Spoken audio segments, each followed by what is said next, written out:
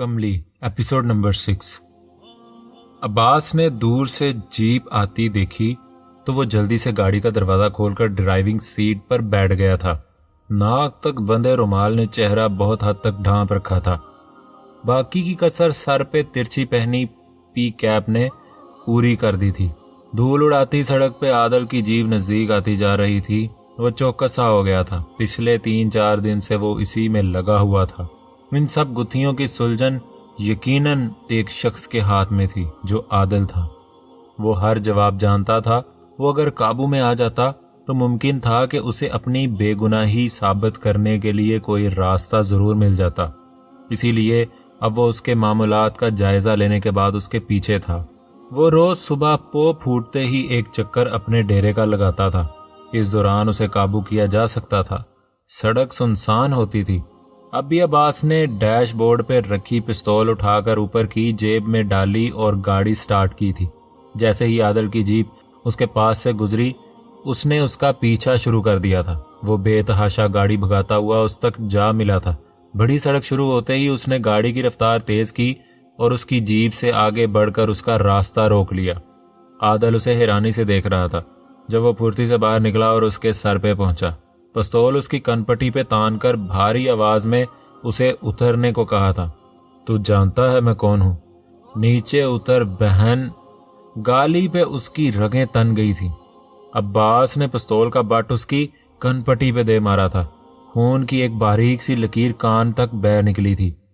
नीचे उतरेगा या गोली उतार दूं तेरे भेजे में।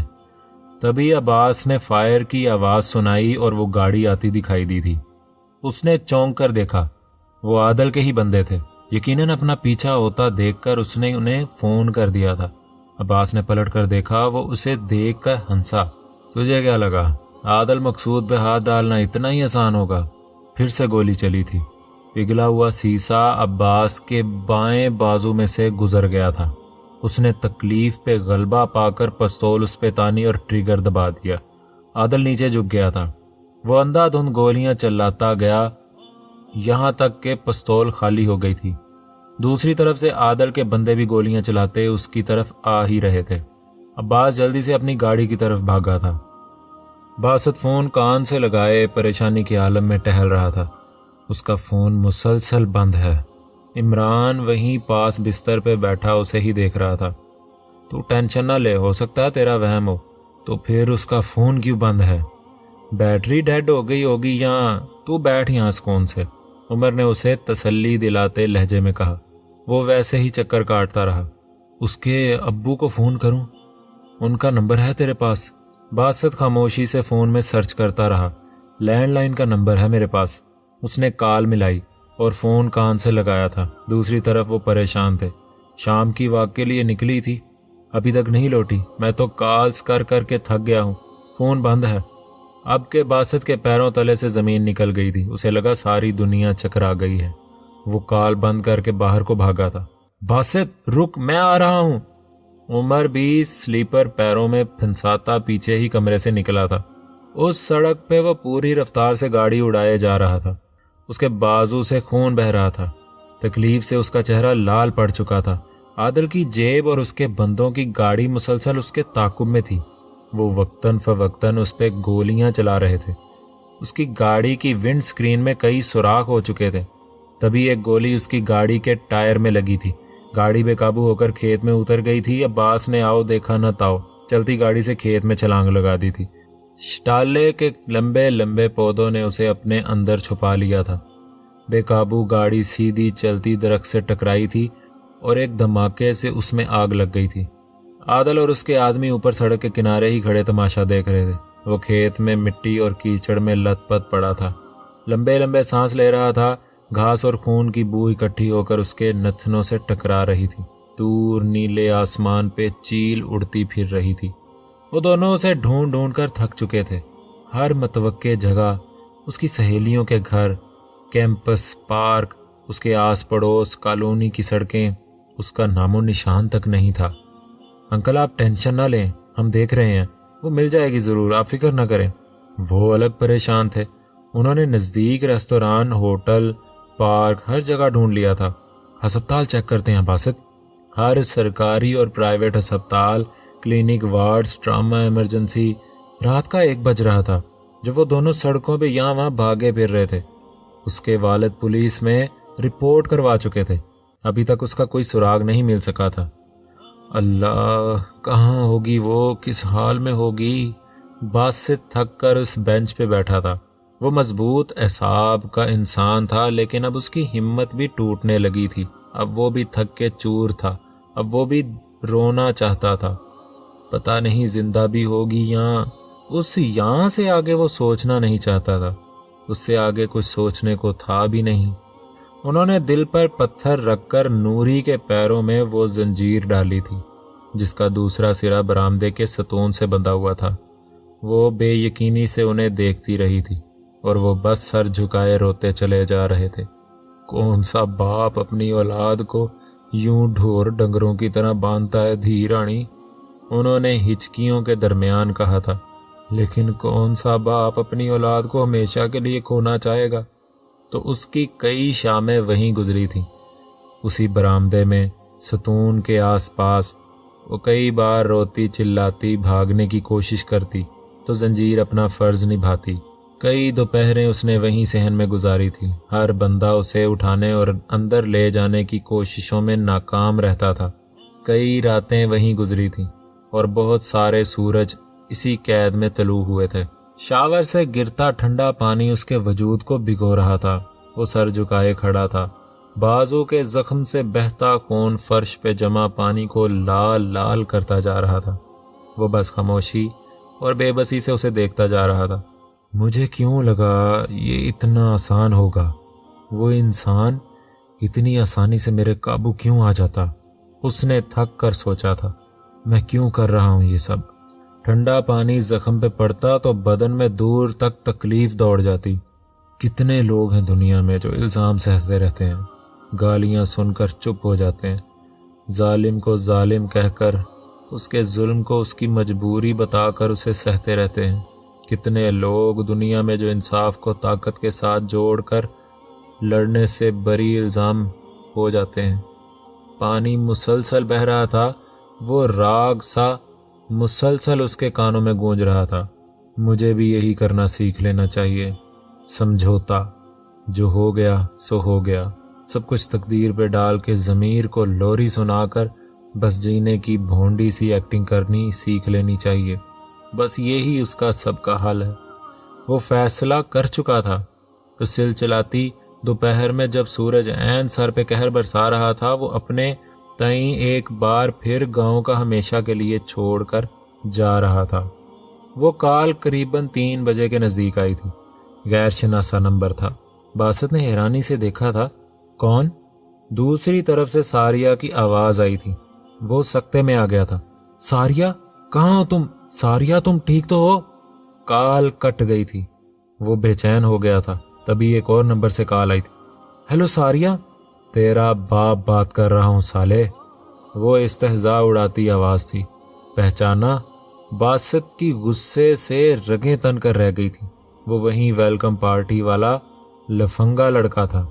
उसने मुट्ठियां भींच लीं और हल्क के बल चिल्लाया था, तेरी इतनी हिम्मत! कहाँ है सारिया? कुत्ते, मैं तेरे चीथड़े उड़ा दूंगा अगर उसे कुछ हुआ।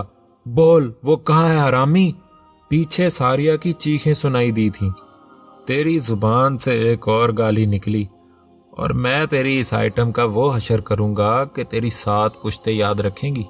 बासित काम कर रह गया। बसे मंजर व सारिया की रोने की आवाज़ें आ रही थीं। बासित के पसीने छूट गए थे। प्लीज़ प्लीज़ ऐसा मत करना, प्लीज़ प्लीज़। वाओ, मुझे पसंद आया। दूसरी तरफ वो जोर से हंसा था। क्या चाहते हो तुम? तुम्हारी दुश्मनी तो मुझसे है ना, उसे बीच में क्यों लाए हो? वो तो हमेशा से बीच में है, वही तो उसकी शुरुआत है ना। वो ज़रा रुका था। वैसे तेरी गर्लफ्रेंड है बहुत कमाल, सच्ची। रात, ये वक्त और इतनी खूबसूरत लड़की, किसका ईमान खराब नहीं होगा। बात से दांत किचकिचा कर रह गया था। प्लीज़, मैं तुम्हारे पैर पड़ता हूँ, तुम्हें जो चाहिए मैं वो करने के लिए तैयार हूँ। प्लीज़ उसे छोड़ दो। वो हंसता चला गया था। प्लीज़ उसे छोड़ दो। چھوڑ دوں گا لیکن اپنا بدلہ لینے کے بعد۔ عباس زندگی کو اپنی پرانی ڈگر پہ لے آیا تھا۔ اس نے پھر سے جاب شروع کر دی تھی۔ فلیٹ زندگی کی چیزوں سے بھر گیا تھا۔ اب ذہن ٹیسٹ رپورٹس کے علاوہ بھی سوچنے لگا تھا۔ دل کے قبرستان میں ماہ نور منظر حسین کی قبر کے برابر میں اس نے ان تمام الزامات کی بھی ایک قبر بنا دی تھی۔ جینا مشکل ہرگز نہیں تھا، بس سانس لیتے رہنا تھا۔ اس دن وہ کچھ خریداری کے لیے مال آیا ہوا تھا۔ آفس کے لیے کچھ کپڑے جوتے لے کر وہ ایک شاپ سے نکل رہا تھا جب اس نے ڈاکٹر زین کو دیکھا تھا۔ وہ ٹھٹک گیا تھا۔ وہ انہیں جانتا تھا۔ وہ عادل کے اچھے دوست تھے۔ انہوں نے کئی بار گاؤں میں فری کیمپنگ بھی کی تھی۔ عادل کی سفارش پہ گاؤں کے مریض ان کے کلینک پہ ہی جاتے تھے، اور ان سب رپورٹس پہ بھی وہ ان کے دستخط دیکھ چکا تھا۔ وہ اکیلے نہیں تھے، ساتھ ان کی بیوی تھی اور اس کی گود میں وہ بچہ۔ وہ بچہ؟ یہ دوسری بار تھا جب وہ چونک گیا تھا۔ وہ بچہ جانا پہچانا سا تھا۔ اس کی شکل و صورت دیکھی بھالی سی تھی۔ اس نے وہ کہیں دیکھا تھا۔ وہ وہیں کھڑا سوچتا رہا، یہ خودکشی ہے باسط؟ عمر نے اس کی ساری بات سننے کے بعد شدت سے نفی میں سر ہلایا تھا۔ میں تجھے یہ کرنے کی اجازت نہیں دوں گا۔ تجھ سے اجازت مانگی کس نے ہے؟ وہ سپاٹ لہجے میں بولا تھا۔ وہ تجھے رنگ میں مار دے گا باسط۔ تو کیا کروں؟ وہ زور سے چلایا تھا۔ اس نے ساریہ کے ساتھ کچھ کر دیا تو میں زندہ رہ پاؤں گا؟ اس کی آنکھیں لال ہوتی چلی گئی تھیں۔ عمر اسے بے بسی سے دیکھ رہا تھا۔ اس کے لیے میں کچھ بھی کر سکتا ہوں۔ یہ ایک فائٹ تو کچھ بھی نہیں۔ میں اس کے لیے ساری دنیا ہار سکتا ہوں، ہر شے سے دستبردار ہو سکتا ہوں۔ وہ بولتا چلا گیا تھا۔ ہمیں پولیس کو انفارم کرنا چاہیے۔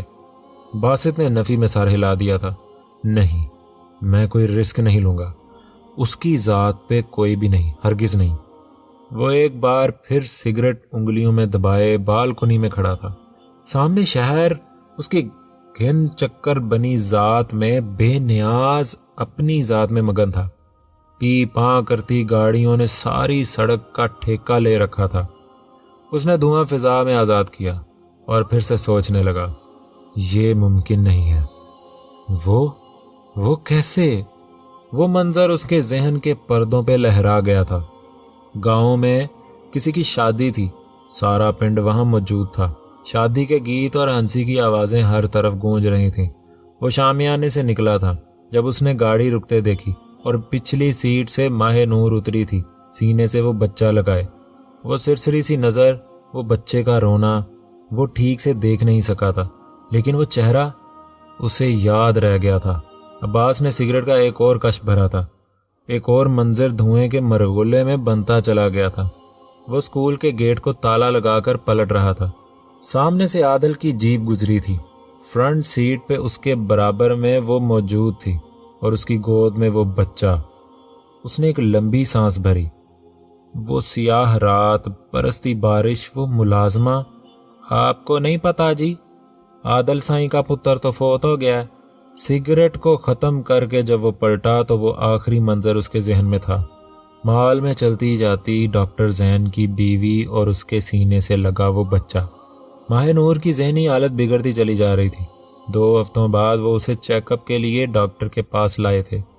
اس میں 1% بہتری بھی نہیں آئی تھی۔ ان کا خیال رکھیں، ذہنی دباؤ سے بچائیں۔ ایسے تو یہ بالکل ذہنی توازن کھو بیٹھیں گی۔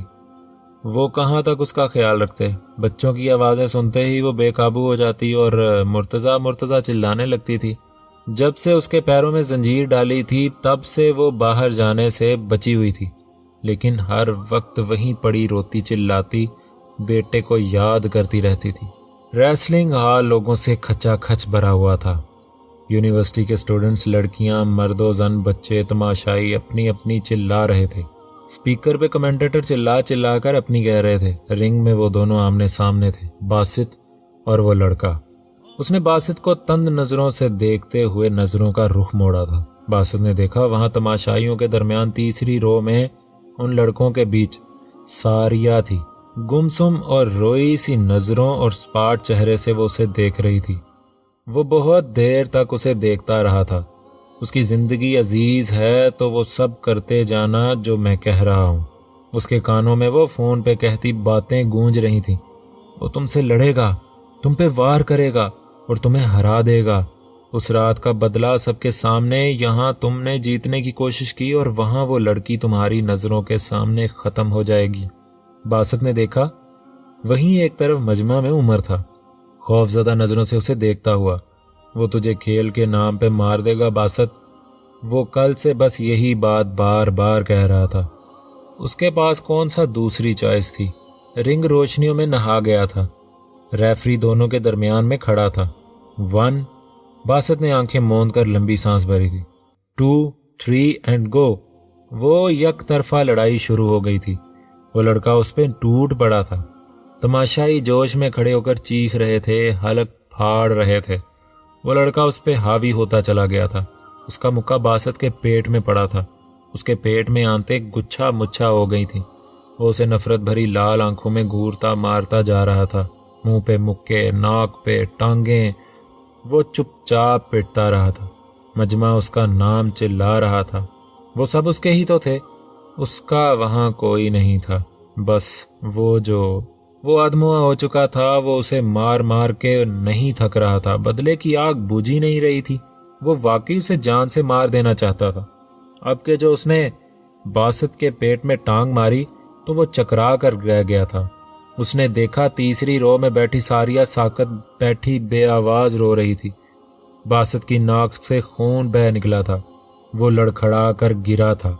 मेरा दिल चाहता है कि सारी दुनिया गूंगी हो जाए और बस तुम बोलती रहो और मैं सुनता रहूं। इन फिक्रों की बाज़गुश्त थी वो हंसी, वो खिलखिलाती हंसी, वो खिनखिनाती हंसी। वो लड़का उसके सीने पे चढ़ा, उसके मुंह पे मुक्के मारता चला गया था। वो हौले हौले अपने हवास खोता जा रहा था। तुम्हें पता है, मैं अब हर रोज अपने रब का शुक्र अदा करता हूँ कि उसने मुझे ये 2 आंखें दी कि मैं तुम्हें देख सकता हूँ, ये 2 कान तुम्हें सुन सकता हूँ, और ये दिल जो तुमसे मोहब्बत करता है। आखिरी मंजर जो उसने देखा वो ये था कि उस लड़के को उसके दोस्तों ने कंधों पे उठा रखा था और वो खुशी से सरशार नारे लगा रहे थे। आखिरी आवाज जो उसने सुनी वो उमर के दौड़ते कदमों की थी। उसके बाद उसकी आंखें बंद होती चली गई थी। तो दोस्तों, उम्मीद है आपको ये एपिसोड पसंद आया होगा। वीडियो को लाइक करें, चैनल को सब्सक्राइब करें, कमेंट बॉक्स में अपनी राय ज़रूर दें। मिलते हैं नेक्स्ट एपिसोड के साथ। अपना ख्याल रखें। अल्लाह हाफिज़।